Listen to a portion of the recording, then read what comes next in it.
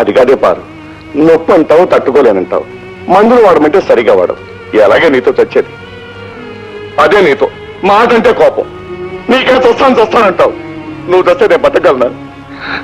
పారు, ఒక్క క్షణం నిన్ను చూడకపోతే నేను ఉండలేను కదా.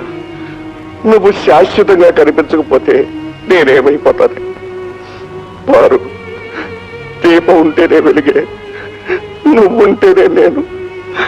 ఈ దీపం ఆరిపోతే అంతా చీకటేనే పారు, అంతా చీకటే.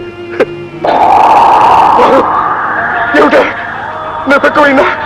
అరే ఏమిటా ఏమిటా నా మెలిగిపోతున్నావు? ఏమిటా తక్కువ? ఎందుకలా తగ్గుతున్నావు? ఏమిటా నా ఉగ్గురు మిగిలిపోతున్నావు? ఇప్పుడు మధ్యలో తీసుకొస్తాను. నాకేదో కాళ్ళు చేత అడ్డం లేదు. సమయానికి సీత కూడా కాలేదు.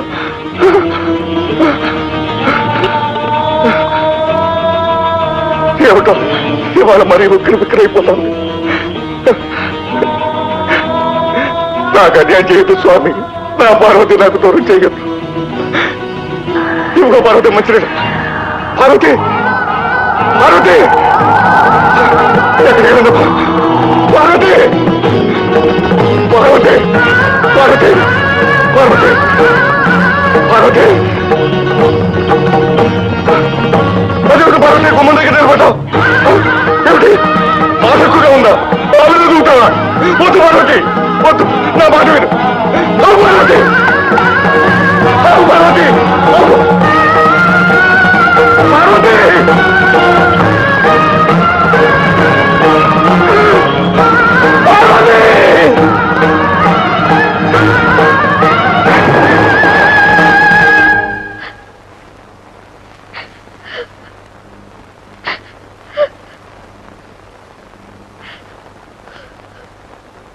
సీత గారు, ఊరుకోండి. పోగొట్టుకున్న జీవితాన్ని సంపాదించుకోలేము, అలాగని ఉన్న జీవితాన్ని పోగొట్టుకోలేము. మీ నాన్నగారి ఆశ, కోరిక ఏమిటి? కూతురు కళకళలాడుతూ ఉండాలని.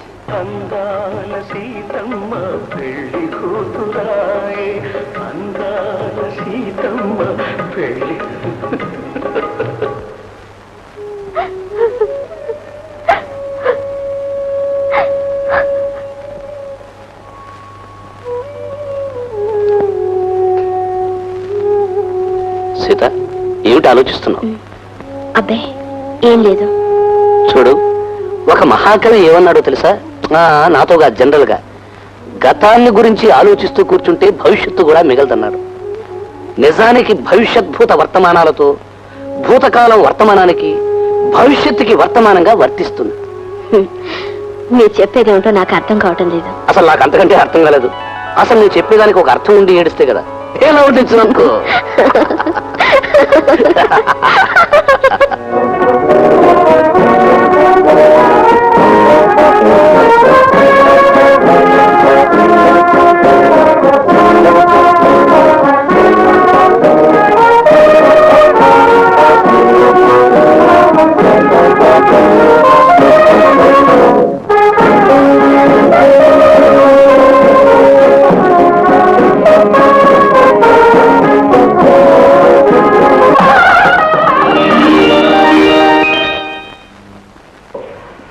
పెద్దావిడ ఏ కుర్చీలో ఉందో ఏమో. తీరా పెట్టాక మా ఫ్రెండ్ వచ్చి కేకలేస్తే కనుక్కునే పెడదాం. సీతగారు, సీతగారు, సీతగారు, నేను వచ్చేసాను. రైలు దిగానే పరిగెత్తుకొచ్చాననిపించి తీరా ఎవరిని చూస్తే బాగుండదని రిక్షాలో వచ్చేసాను. నా ట్రైనింగ్ అయిపోయిందండి. ఇప్పుడు మనమే రైల్వే స్టేషన్ ఇన్ఛార్జ్ అన్నమాట. మీకు కావాలంటే రేపు ఉద్యోగం ఏం చేస్తాను చూడండి. ఈ సీతగారు ఎలా ఉంది? మీ నాన్నగారి అదే మా ఫ్రెండ్కి తీసుకొచ్చానండి. కాశ్మీర్లో తయారీ, చాలా మంచి రకం. కానీ మీకేం తీసుకొచ్చారో తెలుసా? నవ్వకూడదు. జగజ్జగా తాజ్మహల్. షాజహాను దీన్ని ప్రేమ చిహ్నంగా కట్టించాడు. ఈ తాతారావు కొన్నాడు. అంత డబ్బుంటే ఎవరైనా కట్టించండి. గుడ్ ఈవినింగ్ తాతారావు గారు. ఓ మోహన్ బాబు గారు, తిరిగిన్నారేంటి కదా? భార్యాభర్తలు ఒక చోటగా ఉండేది. అంటే మీరు ఆమె శ్రీవారు. చూడండి తాతారావు గారు, పెళ్లి అనేది యాక్సిడెంట్ లాంటిది. కానీ మా పెళ్లి ఒక యాక్సిడెంట్ నుంచి వచ్చింది. ఎలాగంటారా? మీకు తెలుసు కదా, మనం ఏ మాటైనా మొహమాటం లేకుండా ఊరి మీద అడిగేస్తుంటాం. పెళ్లి చేసుకుంటావా లేకపోతే మేడం మీద దూకి చావమంటావా అన్నాం. జోకునుకుంది, దూకునుంది, దూకేశాను. కింద ఉంది వచ్చి చూసింది, కానీ చావలేదు. పక్కింటి డాబా మీద ఎండేసిన ఉడియాల్లో శుక్రంలో చంద్రుల్లో పడుకున్నాను. దొక్కు మంది పిల్లడుస్తుంది. ఎలా ఉంది జోకు? బాగుందండి, చాలా బాగుందండి. కంగ్రాచులేషన్ సీత గారు. Wish you happy marriage. మీ ఇద్దరికి నా పెళ్లి కనుక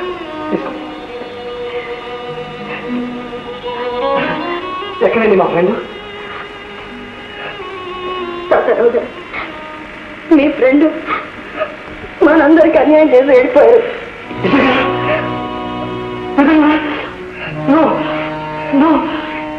వెళ్ళిపోయాడా? నా ఫ్రెండ్ వెళ్ళిపోయాడా?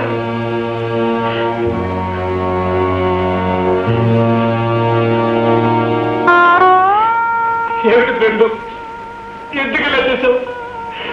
నువ్వు మాట్లాడుతున్నప్పుడల్లా నేను పారిపోతున్నాననే నాకు చెప్పకుండా వెళ్ళిపోయావు. నేను పారిపోను ఫ్రెండు, నేను ఎక్కడికి పారిపోను. నీ ఇష్టం వచ్చిన సేపు మాట్లాడు ఫ్రెండు, నీ ఇష్టం వచ్చిన సేపు మాట్లాడు. ఇదిగో చూడు, నీకోసం ఏం తీసుకొచ్చాను చూడు. అమ్మగారికి ఏం తీసుకురాలేదని అడుగుతావని ఇదిగో ఈ చాలా తీసుకొచ్చాను ఫ్రెండు. తీసుకొచ్చాను.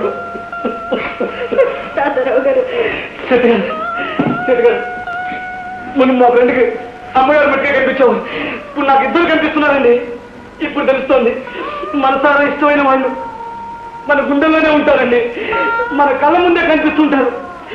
అమ్మగారు ఈ కూర్చుని కూర్చుంటే మా ఫ్రెండ్ ఇక్కడే ఉన్నారండి. ఆమెను వదిలి దూరంగా వెళ్ళిపోరండి.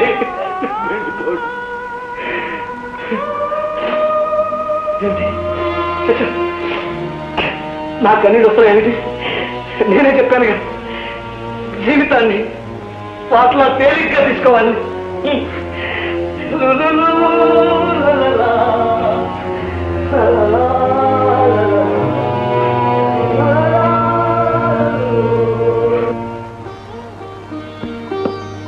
ఎలా ఉంది శ్రీమతి గారు మన కొత్త ఇల్లు? బాగుందండి. అలా ఒక్క ముక్కలో తెలిసేయకూడదు, మన కాపురంలాగా కళకళలాడుతుందని చెప్పాలో. సరేనండి, బోల్డంత అద్దిస్తూ ఇంత ఇల్లెందుకండి? అద్దె గురించి ఆలోచించదు సీత. నేను ఆరంభించబోయే వ్యాపారం దశెందుకుందంటే అద్దెకే కాదు, ఇల్లు ఖరీదుకే గురేయచ్చు. అమ్మగారు సమయం సందర్భం లేకుండా అమ్మగారు బొమ్మగారు అబ్బా ఊరుకోండి, అవే మాటలు. ఏమిటి రంగి? రేడియో స్టేషన్ నుంచి ఎవరో కుర్రోడొచ్చి కాగితం చెల్లడమ్మా. ఇచ్చావు కదా, వెళ్ళి పని చూసుకో.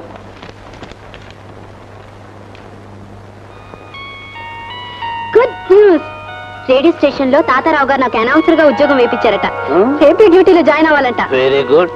అయితే రేపటి నుంచి నువ్వు పురుషుడివి, నేను స్త్రీని. అదేమిటండి? ఉద్యోగం పురుష లక్షణం అంటారు, అందుకని. ఎలా ఉంది చోకు? బాగాలేదు. మొదటిసారి ప్రోగ్రామ్ అనౌన్స్మెంట్ చేయబోతున్నారు, కంగారు పడకండి. Best of luck. Thank you.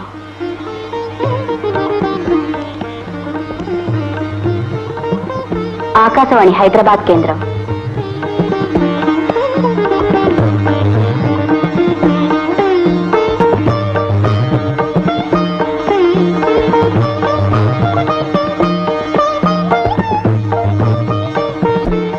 అవును సీత గారు, మీ వారు వ్యాపార ప్రయత్నం ఎంతవరకు వచ్చింది?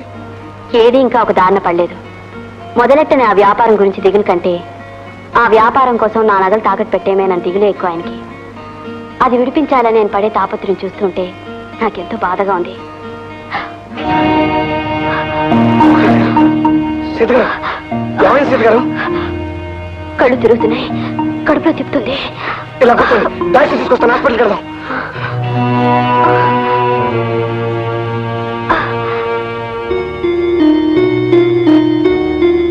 డాక్టర్, ఆవిడకి కంగారు ఏం పడకండి. కంగారు జిరాఫీ కాదు కానీ అసలు ఆవిడకి ఏం జరిగిందండి? ఇంతవరకు ఏం జరగలేదు, కానీ త్వరలో ఆమె తల్లి కావడం జరుగుతుంది. చట్టుకుని హ్యాపీ న్యూస్ చెప్పగా సస్పెన్స్ తో చంపుతారేంటండి? కంగ్రాచులేషన్స్ సీత గారు, హార్టీ కంగ్రాచులేషన్స్. లాలలు లాలలు. టానిక్స్ రాసిస్తాను, అవి వాడడం మంచిది. రాయండి డాక్టర్, మంచి మందులన్నీ రాసేయండి. లాలలు లాలలు. లాలలు లేదులేండి, రాయండి. ఎందుకు అలా అరుస్తావు? ఆ దుప్పుడు దులిపేసి పక్క ఫ్రెష్ గా ఉంటుంది. లాలలు. హలో మోహన్ బాబు గారు, కంగ్రాచులేషన్స్. ఎందుకు? మీకు ఎదురుగా ఉన్నందుక? అదేమిటండి, సీత గారు చెప్పలేదా మీరు తండ్రి కాబోతున్నారని?